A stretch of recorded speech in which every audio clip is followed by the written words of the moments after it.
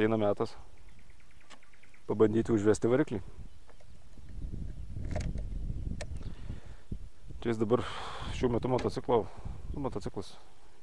variklis šiltas, tai nereikia naudoti to vadinamo pašildinimo droselio, tai tautoje žinomo kaip pacosas.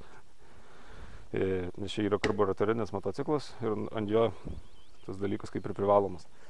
Bet jis dabar šiltas, tai aš jo nenaudosiu. Jisai reikalingas tik tai, kai reikalingas paleisti šaltą variklį.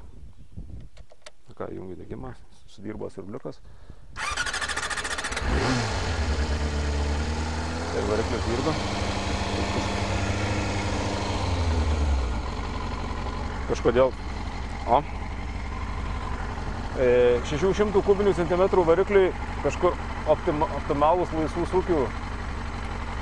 sūkiai tarp 1200–1400. Čia kažkur tiek ir yra. Na ką.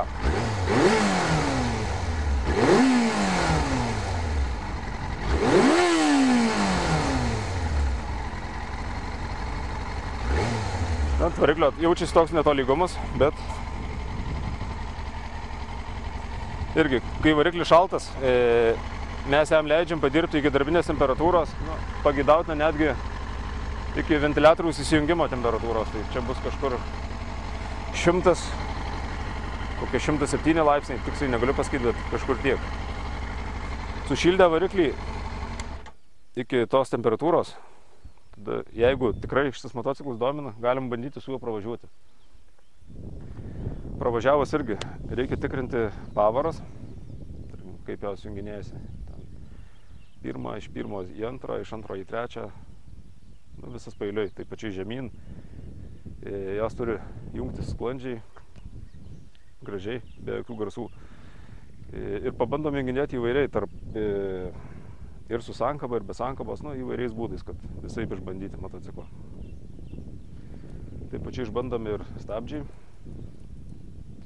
Visas valdymas, ar nėra laisvumo, ar patys neatsiveržus vairo ašis, ar galia jokio klibėjimo nėra. Na, jeigu viskas tvarkoja, viskas tenkina, galima galvoti apie šito daikto įsigijimą. Taip, kas dar? Pati amortizacija, dar galim, ne tik galim, bet reikėtų pasimandyti ir amortizaciją, pasižiūrėti, kaip dirba šakės, kaip galinis amortizatorius. Jisai neturi būti nei per laisvas, nei per kietas, nors aišku, jis yra reguliuojamas, bet daugumoje žmonės palieka jį kaip nusipirkę, taip ir važinėja. Ir dar atkreipkite dėmesį į šakių,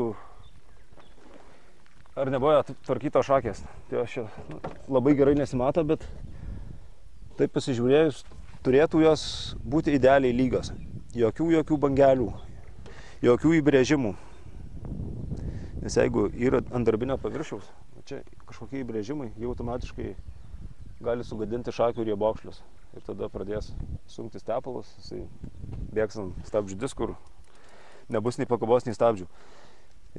Nes, pavyzdžiui, tokio tipo šakėse, jeigu būna smūgis į priekį, šakė linksta čia per tą vadinamą apatinį tiltelį, prie apatinio tiltelio.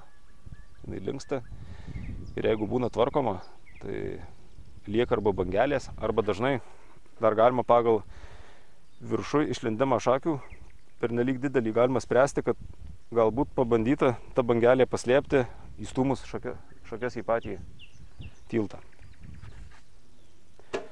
Irgi tą galim pasiklausti pas pardavėją, jeigu jisai nesako, tai parodyti jam. Tai tiek, jeigu viskas okei, duodate rankpinigius. Arba iš karto kraunate į busą, arba patys sėdate ir važiuojate. Laimingo kelio.